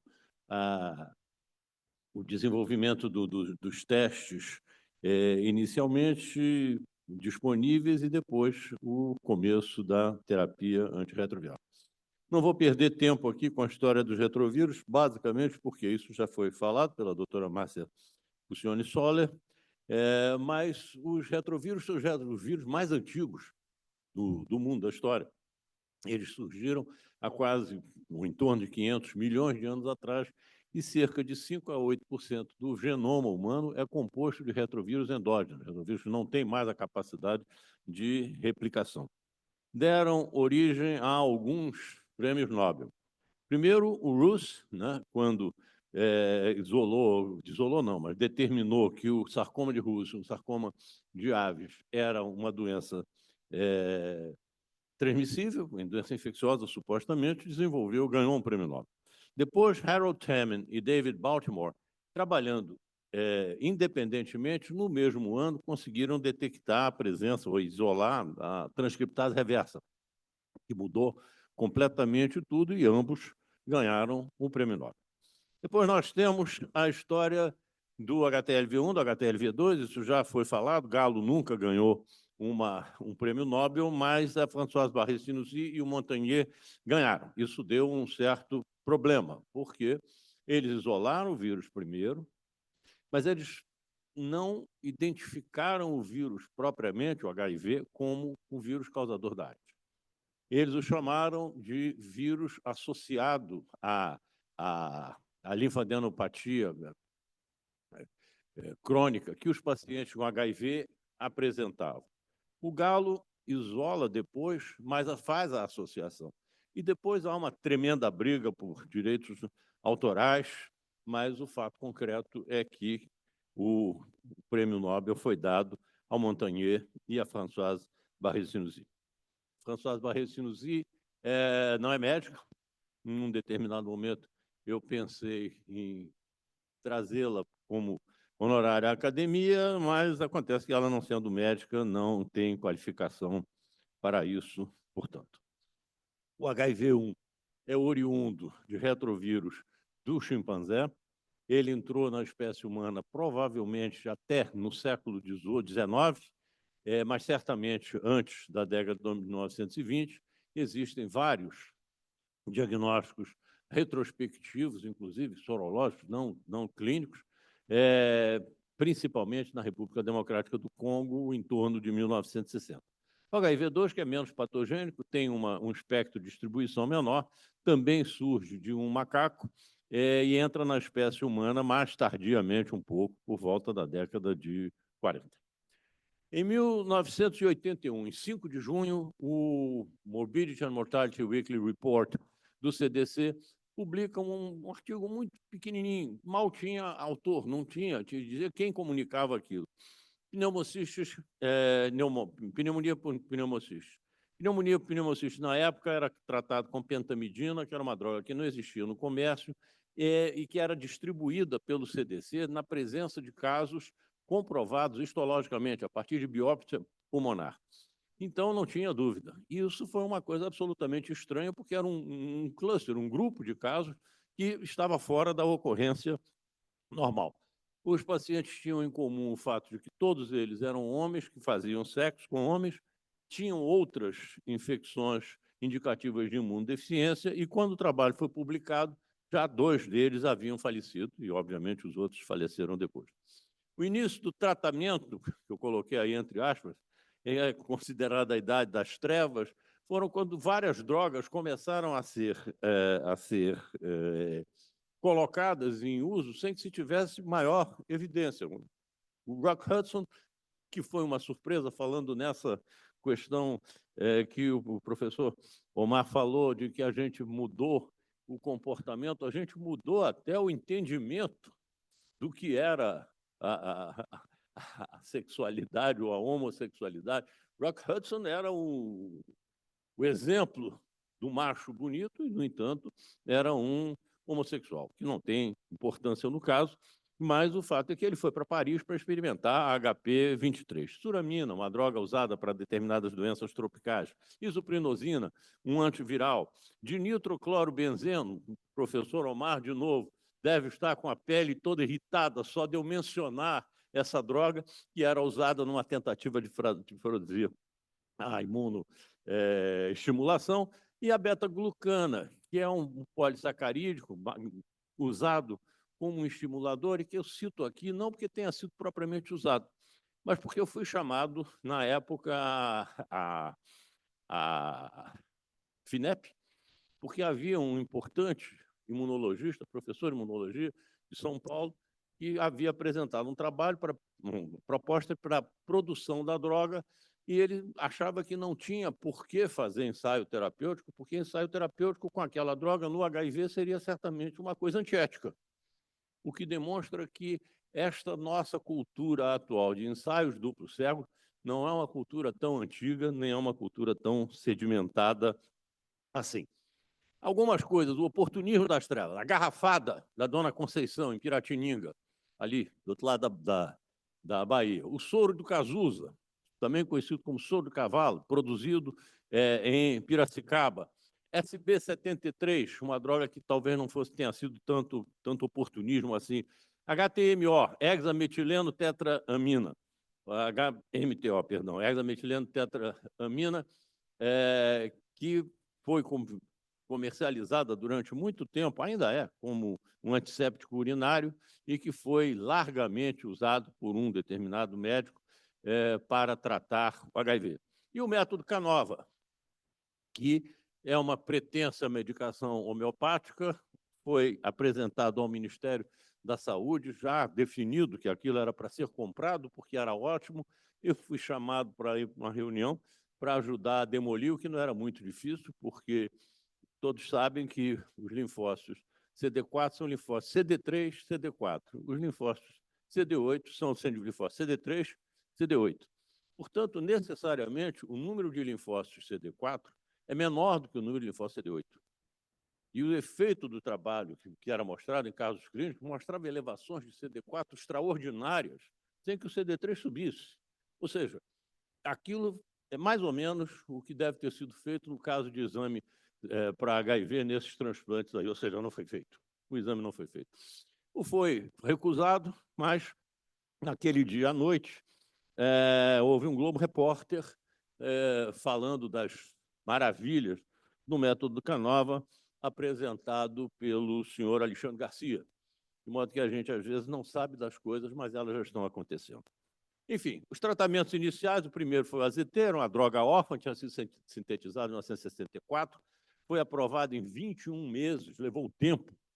A segunda droga, DDI, que também já existia anteriormente, foi aprovado 4 anos depois do AZT, da zidovudina, e isso fez com que houvesse uma pressão muito grande para que houvesse aceleração do tratamento da liberação dessas drogas. Incidentalmente, nós tivemos que aprender, professor Brandão, muita coisa. Na verdade, tudo que eu estou falando aqui foi uma coisa que a gente aprendeu. E aprendemos sobre efeitos colaterais de medicamentos. E a didanosina tem um efeito colateral que eu desconheço que outra droga tenha. É raro, é incomum, sem dúvida. Mas é capaz de produzir hipertensão porta não cirrótica, sem alteração de enzimas hepáticas. Então, você descobre, de repente, que um paciente seu tem uma hipertensão porta porque tem o HIV e isso foi devido a uma droga que ele usou. Mas é incomum. Enfim, estavudina também tinha sido sintetizada anteriormente, foi rapidamente colocada para trás, e em 1995, 1996, surge a terapia de alta potência. Vejam, nesse diapositivo, que os estudos tinham uma eficácia muito baixa. A quantidade de indivíduos percentual, proporção de indivíduos que não que conseguiam obter detecção viral era comparativamente baixa.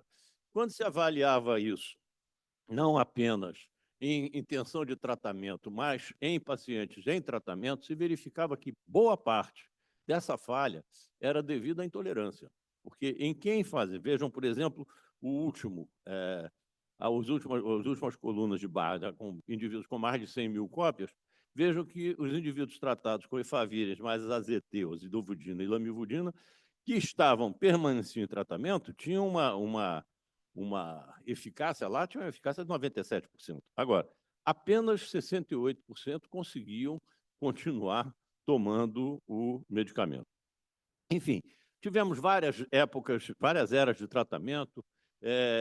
Essa primeira com o tratamento sequencial, até chegarmos a situações atuais de tratamentos com 2 drogas e com tratamentos parenterais de longa duração, que ainda não começaram aqui no Brasil, mas que possivelmente estarão entre nós daqui a algum tempo. Medicamentos injetáveis, com injeções dadas a cada 30 ou 60 dias, com isso permitindo o uso de outras estratégias de tratamento diretamente observado e reduzindo efeitos colaterais. Mas é importante notar, ou lembrar, o que estava acontecendo em alguns países antes de se ter esse tratamento eficaz. Eu estive lá, na Namíbia, estive na Namíbia também, eu estive em Botsuana, e eu me lembro de ver no programa de AIDS as informações que a gente tinha sobre a prevalência do HIV em gestantes. E essas prevalências, quando eram baixas, eram de 25%. Um quarto da população infectada por um vírus para o qual não havia tratamento naquele país, não havia tratamento eficaz. Vejam o que está aí. E vejam o que começou.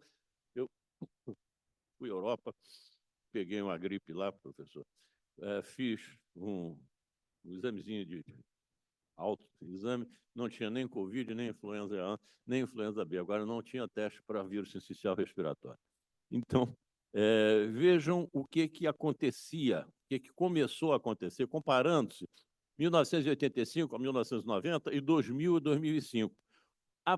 O percentual de óbitos que se colocava, quer dizer, a frequência maior de óbitos que se colocava nos 2 extremos das idades, de repente se desloca para o meio. Ou seja, entre 20 e 49 anos, a idade reprodutiva e a idade produtiva. O impacto disso na expectativa de vida na África foi esse que vocês, colegas, podem ver aí. E mais importante, se eu estou tendo pessoas jovens morrendo, eu tenho redução da força de trabalho. Então, vejam aqui, para a gente pegar, não ir muito longe, não vou ficar em Botsuana, por exemplo, mais de 20%, a estimativa era que mais de 20% da população, dos trabalhadores agrícolas, viessem a falecer por ano. Imaginem isso dentro de 10 anos, o que não seria. Tá? Por aí começa, nesse momento, começa o esforço de tratamento com um grande aumento progressivo, mas um grande aumento das pessoas tratadas na África, o que foi fundamental, e, ao mesmo tempo, acontecendo uma coisa, tem muita coisa para falar, mas, enquanto a coisa começava a ser controlada em alguns locais, na Europa Oriental e no centro da Ásia, especificamente aqui no caso, Federação Russa e Ucrânia, a doença explode violentamente a partir do uso de drogas e a partir de prostituição. Essa cruzinha aqui mostra a dissolução da União Soviética. Não que o comunismo seja um bom profilático para essas infecções, mas o desmantelamento das estruturas de saúde que se seguiu foi muito sério. Tivemos desenvolvimento de mais de 30 antirretrovirais desde 1987. O último aqui é o Fostamsavir, um medicamento para ser usado, foi incluído agora no nosso cardápio, um medicamento para ser usado em pacientes com doença, com vírus resistente a praticamente tudo, uma droga que vai custar por paciente, por mês, R$ 11.000. O impacto global do tratamento está colocado aqui. Pessoas vivendo com HIV, em 2010 eram 33 milhões, como pararam de morrer, ou pelo menos diminuiu muito isso, subiram até 40 milhões. As pessoas em tratamento subiram de 7 milhões para 29 milhões. E as pessoas, as novas infecções, saíram de 2,6 para 1,3 por ano. Ou seja, a incidência bruta caiu pela metade, e isso certamente devido ao uso de medicamentos. Vejam que as mortes também caíram de 1.800.000 para 630.000, ou seja, caíram a metade, mostrando que essa política de tratamento foi muito importante. Falando especificamente em prevenção, nós tivemos essas diversas eras aqui. O primeiro momento em que a recomendação era uso de preservativo e campanhas de prevenção. Uso de preservativo e campanha de prevenção. Podemos colocar aqui também a doação de sangue, a triagem de doação de sangue, que foi muito importante, particularmente no Rio de Janeiro. Depois surgiu a possibilidade de transmissão vertical através do uso de medicamentos. A profilaxia pós-exposição, PEP, Post-Exposure Prophylaxis, que começou em pessoas sofrendo acidentes de trabalho, acidentes ocupacionais, passando depois para indivíduos que tinham tido contato suspeito ou contato sexual com pessoas sabidamente infecciosas. Depois para a Pre-Exposure Prophylaxis, ou seja, a profilaxia pré-exposição, PrEP, que começou muito timidamente no Brasil, e depois, em 2012, o tratamento como prevenção. Isso demorou bastante a pegar. A minha memória, quando eu entrei para a academia, em 2012, foi exatamente sobre a necessidade de uma mudança de paradigma, de uma utilização de medicamentos para a prevenção da doença. I igual a I. Indetectável é igual a intransmissível. Quando o indivíduo apresenta uma carga viral indetectável por mais de 6 meses, ele não transmite a doença. Isso é sabido, isso levou tempo a ser considerado, mas é a base, hoje em dia, da prevenção. E, ultimamente, nós estamos tendo, da mesma forma que estamos tendo o tratamento, estamos tendo a PrEP injetável, que os pacientes que associam injeção à vacina acham que é uma vacina, que eles vão ter que tomar a cada 2 meses, mas não é. Os medicamentos, como o cabotegravir e o pivirina, são auto-administrados e que, em conjunto, impedem o desenvolvimento da infecção. Esse diapositivo mostra os vários estudos que foram feitos, mostrando que algumas intervenções que permitiam essa afirmativa que eu fiz, ou seja, que indetectável é igual a não transmissível ou intransmissível. O primeiro estudo foi o HPTN 052, feito, entre outros países, aqui no Brasil, com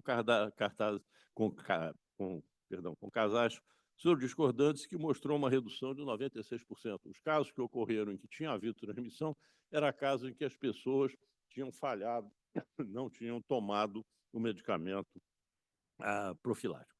E aí, os outros que se seguiram e que permitiram que isso se fizesse. No entanto, o Brasil continuava tratando terapia apenas em pessoas com doença assintomática, em pessoas assintomáticas, só aquelas que já tinham uma imunodeficiência ou que apresentavam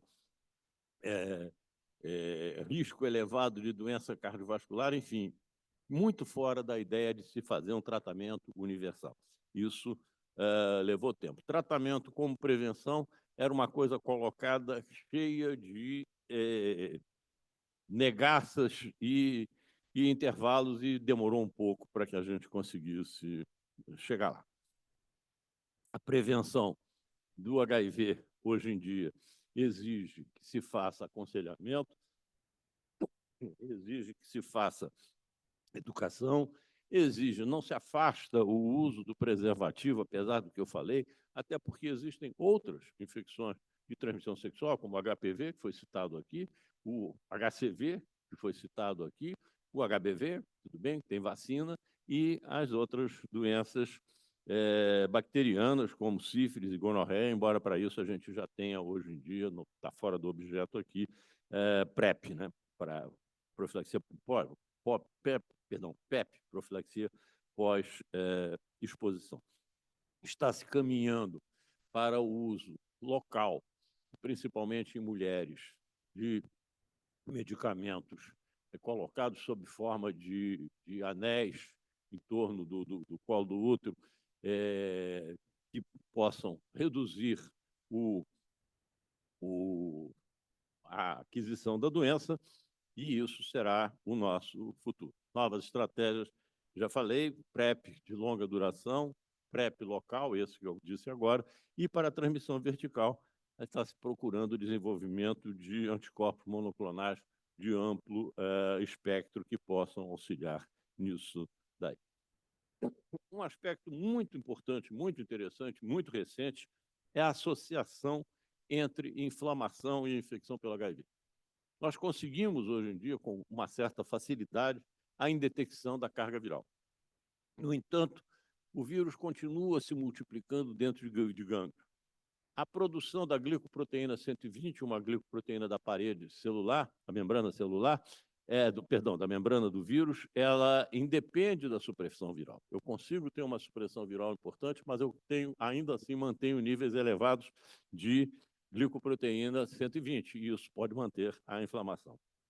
Vários fatores caminham para isso, para que isso aconteça. Co-infecções, com as co-infecções por vírus, mas não apenas, pelo vírus de hepatite, mas não apenas, pelo citomegalovírus, por exemplo, a alteração da permeabilidade da mucosa intestinal, permitindo a translocação bacteriana e, com isso, aumentando a inflamação.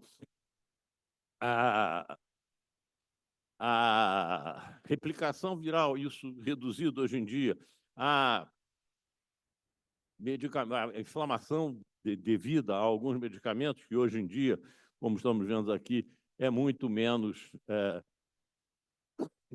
importante do que já foi. E existem vários marcadores dessa inflamação.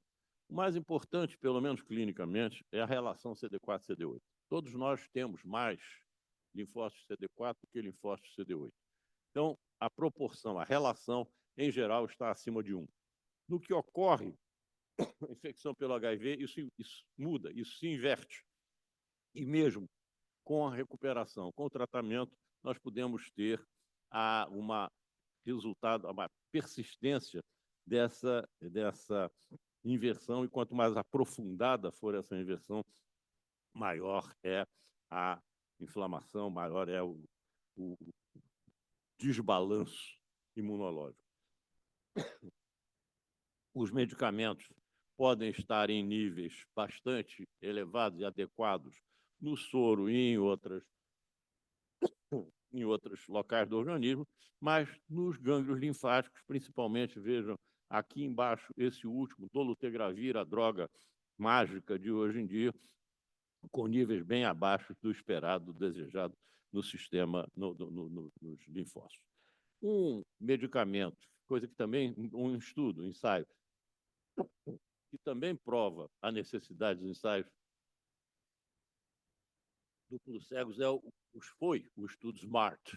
SMART, o inteligente, a bela sacada, era uma ideia de que se tratariam as pessoas Durante um período, CD4 subia, a condição clínica melhorava, interrompia o tratamento, com isso reduzia a exposição à droga e, com isso, melhorava a evolução do paciente, além de se gastar menos dinheiro. No entanto, não foi isso que aconteceu.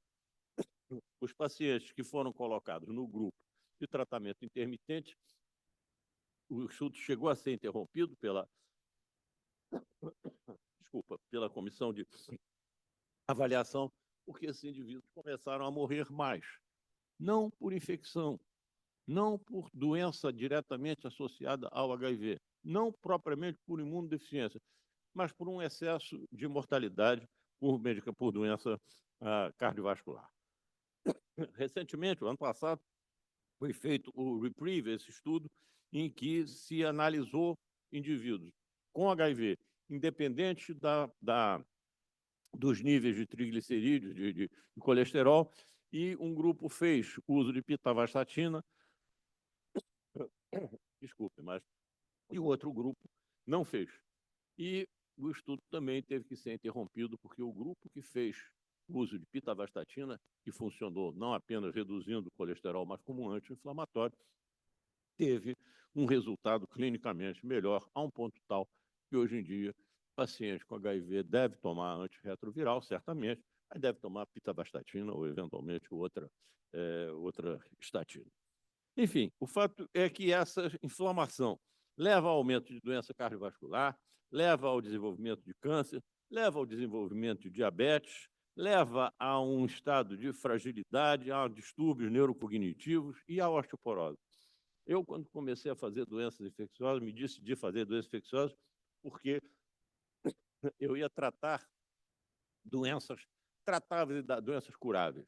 Eu não ia ter que me preocupar com hipertensão, eu não ia ter que me preocupar com diabetes, eu não ia ter que me preocupar com colesterol, com nada disso. E hoje em dia eu praticamente não faço outra coisa a não ser isso, já que a prescrição de antirretroviral é determinada, enfim, pelo Ministério da Saúde.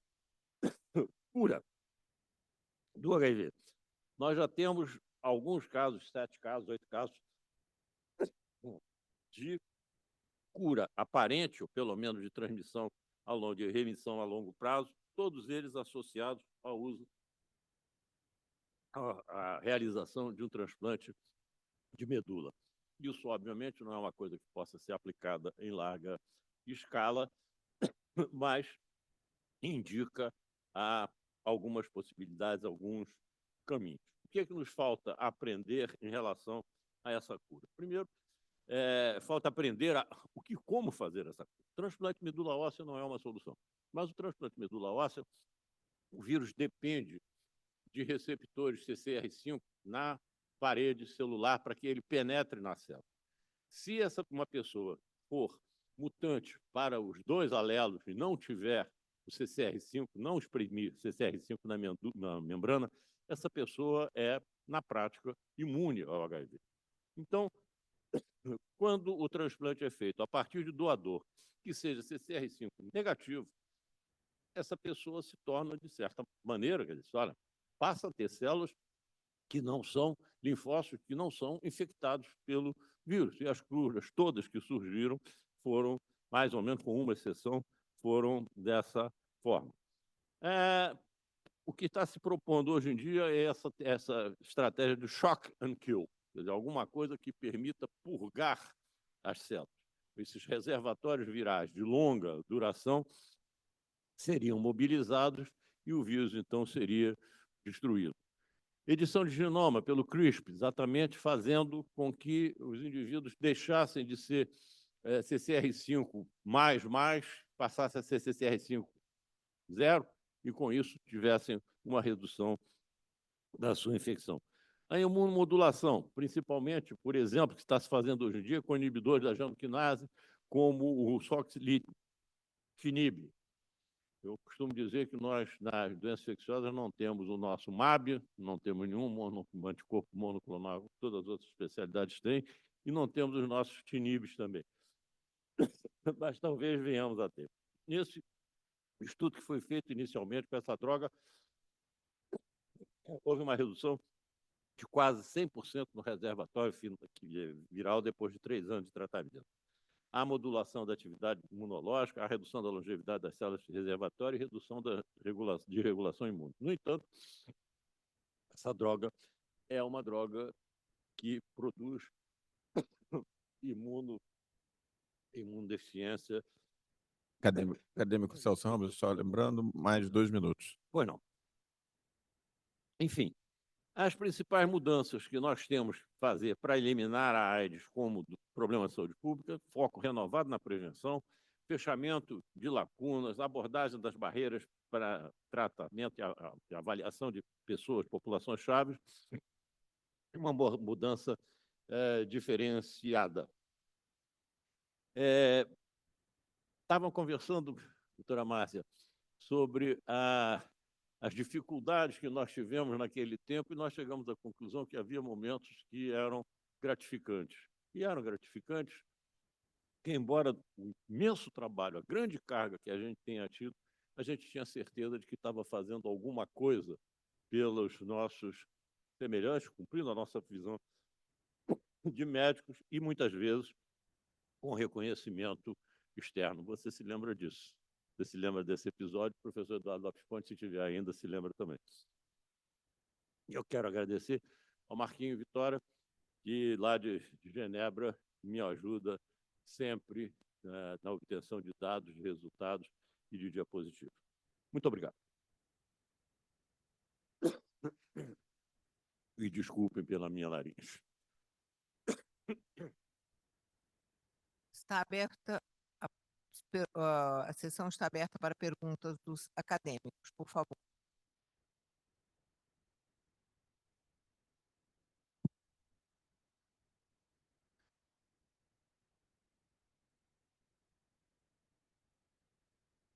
Sem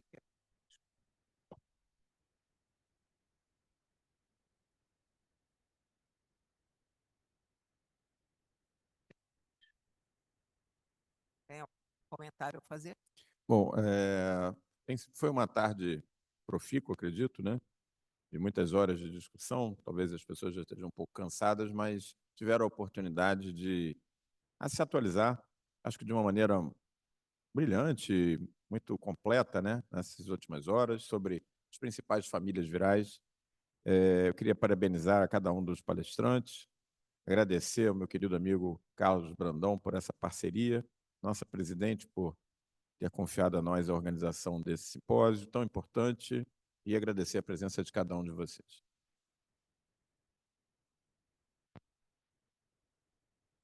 Bom, eu gostaria mais ainda de agradecer a gentileza da aceitação, presidente, do tema, do assunto. Eu acho que nesses últimos 50 anos houve muito mais do que uma revolução, né? Não só no diagnóstico, mas principalmente no tratamento dessas infecções virais. Eu acho que o que a gente viu aqui nessa tarde e noite foi exatamente isso, né? Particularmente na área do HIV, na área da hepatite viral, na área do HTLV, do HPV, que nós aprendemos em 50 anos, muito provavelmente não aprendemos nos outros 1.500 anos de existência. Então, acho que a grande revolução, como dizia George Orwell, não é a revolução dos bichos, mas a revolução dos vírus, nesses últimos 50 anos, foi absolutamente surpreendente. E estamos aqui hoje falando de uma doença como a Covid, que o professor Barros Franco chamou a atenção, que foi identificada em dezembro de 2019, já em fevereiro, janeiro de 2021, nós já tínhamos uma vacina disponível para a população. Então, isso é absolutamente inimaginável que a gente pudesse ter essa possibilidade em outras ocasiões. Acho que o professor Cláudio Tadeu, que eu gostaria de fazer alguma colocação, uma pergunta, por favor.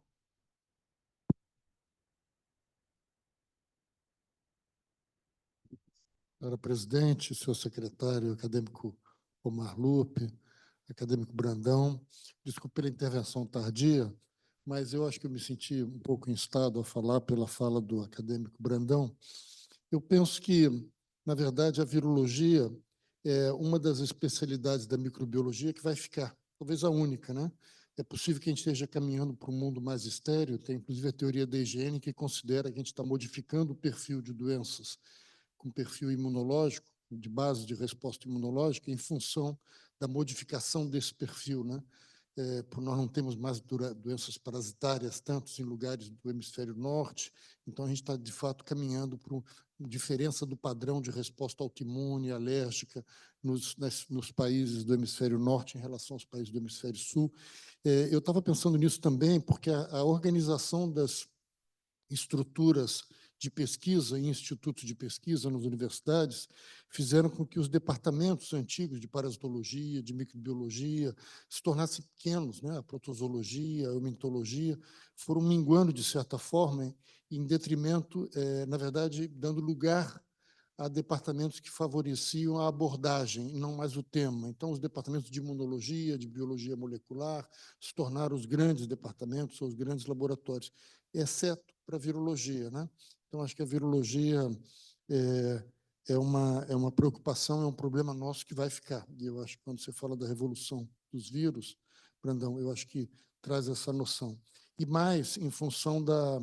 Ontem a gente teve a ocasião de organizar, com a presença do acadêmico Paulo Saldiva, na Academia de Medicina do Estado do Rio de Janeiro, uma sessão sobre mudanças climáticas, ambiente e saúde. E a verdade é que as mudanças climáticas têm alterado o ambiente suficientemente para que a gente tenha um perfil de doenças surgindo em lugares onde ela não existia e reemergindo em lugares onde elas tinham sido excluídas. E quando a gente tem a participação de vetores, o maior tempo de tempos mais quentes, por exemplo, faz com que você tenha mais chance de criação de mosquitos vetores que garantem que a transmissão seja mais duradoura e que, portanto, você tenha mais casos de doença. Então, isso para as arboviroses, por exemplo, se tornou um problema. Então, eu queria dizer que a sessão eu achei extraordinária, eu parabenizo, evidentemente, aos organizadores e a nossa presidente por ter acolhido essa ideia.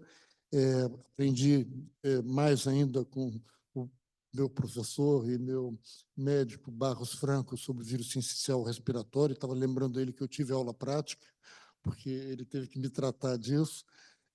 E assisti o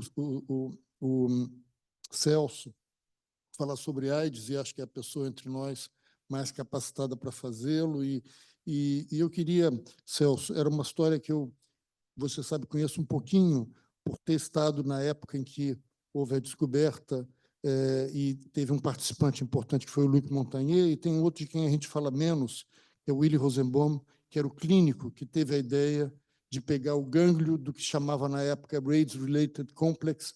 Ele tinha a preocupação de não identificar um vírus num paciente imunodeprimido, porque poderia ser argumentado de que isso era a consequência e não a causa.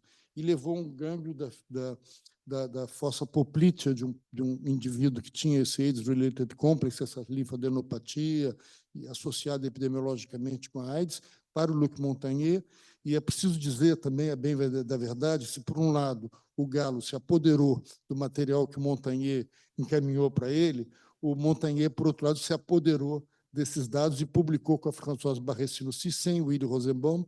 Eu estava lá assistindo isso, fazíamos parte do mesmo serviço, e vi o desespero dele, a chateação e a briga que se seguiu durante muitos anos, mais de uma década, ele clamando pelos direitos da patente que o Pasteur fez por causa do Luc Montagnier, e ele, representado pela Assistance Publique, né, que vamos dizer, seria o nosso SUS, no Hospital da Pitié-Salpêtrière, acabou ganhando e modificou o perfil dessa luta dele. Ele não foi contemplado e nunca demonstrou nenhuma mágoa. Ele diz: a gente sabe que os clínicos não ganham o prêmio Nobel, mas eu acho que ele teve um papel muito importante. E ele escreveu um livro autobiográfico muito interessante que chamava AIDS.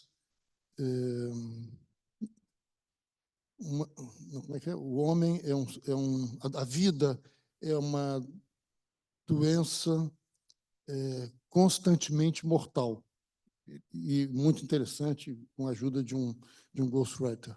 Então, essas minhas considerações, senhora presidente, acadêmicos Lupe e Brandão.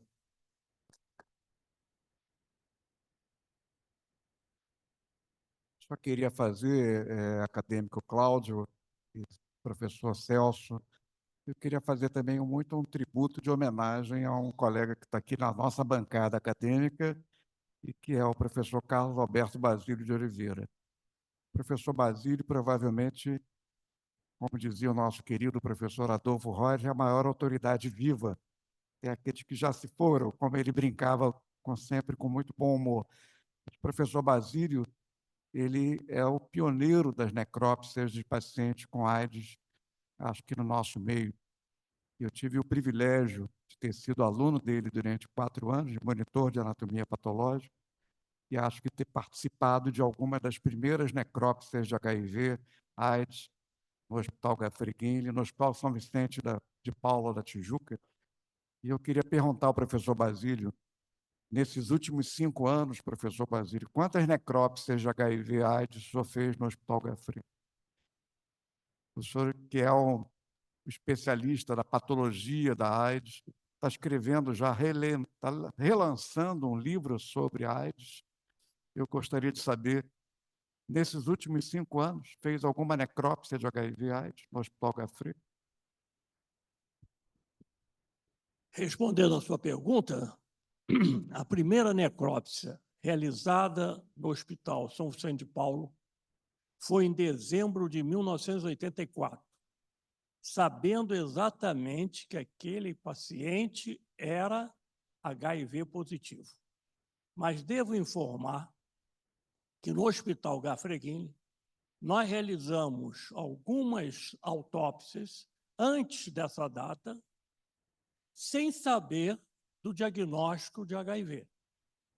Pacientes que apresentavam doenças oportunistas e hepatites e outras condições patológicas. E realizamos, a partir de 84, cerca de 350 necrópsias em adultos e 36 necrópsias pediátricas.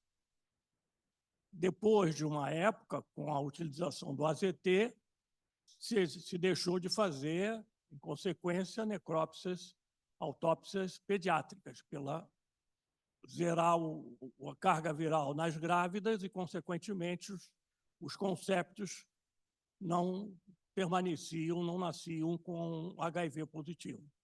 Então, nós realizamos 36 pediátricas, 350 adultos e, complementando a sua pergunta, nos últimos anos não realizamos mais nenhuma autópsia de paciente HIV positivo. Graças a Deus.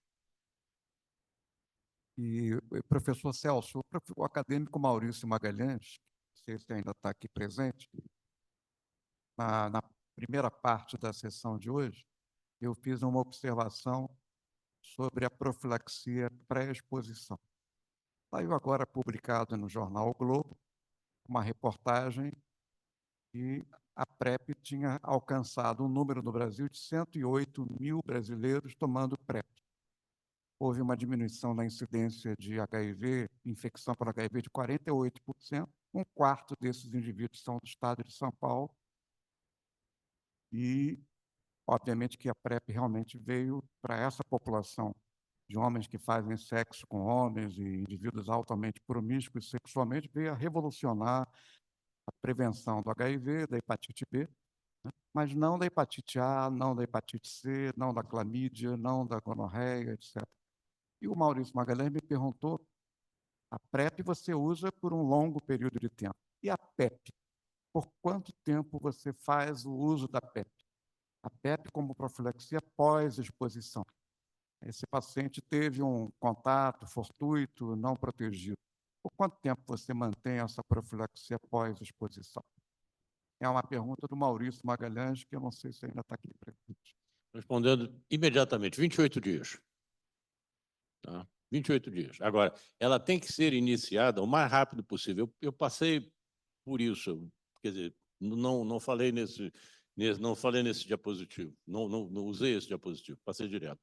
Nós temos um intervalo de tempo de mais ou menos 72 horas para impedir que a infecção se estabeleça.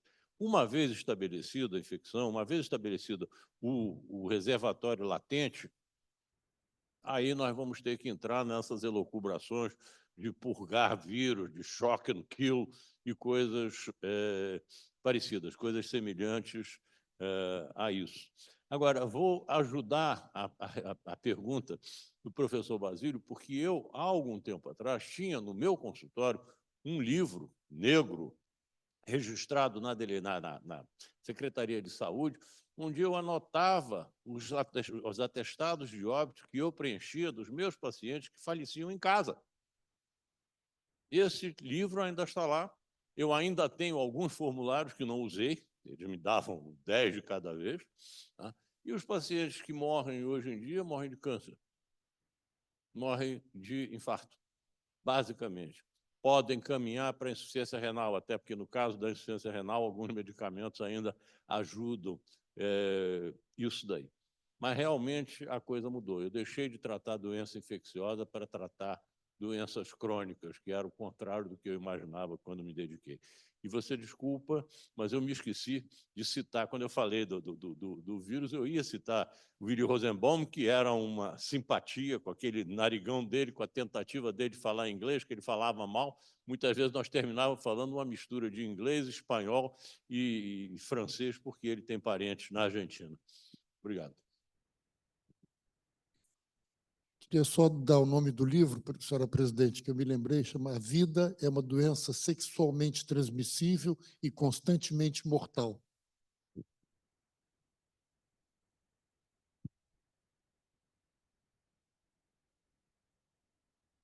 Olha, foi um prazer enorme e cada vez que nós temos uma sessão da academia, eu, pelo menos, aprendo muito e acho que isto é comum a cada um de nós que ouve um colega que é especialista em um determinado assunto.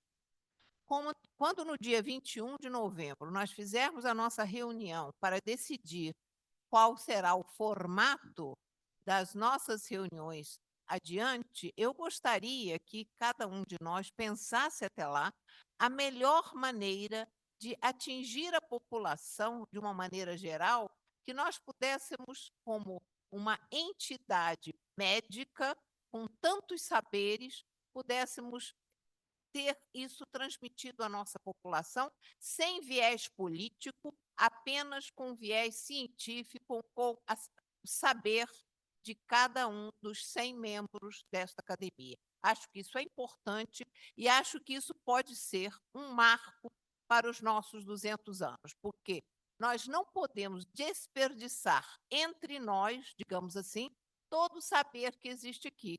Existe uma população absolutamente sedenta por ciência de verdade, ciência séria, e a gente não pode privar essa população desses nossos saberes. Eu acho que nós temos que pensar como é que a academia tem que chegar mais e melhor para a nossa população, que está tão carente de saber coisas sem vieses políticos, partidários e etc. Então, eu agradeço muito a todos os participantes e eu espero que a gente ache a melhor maneira de atrair não só os nossos acadêmicos, mas o público em geral. Acho que nenhuma academia deve se trancar numa torre de marfim. Muito obrigada, boa noite a todos.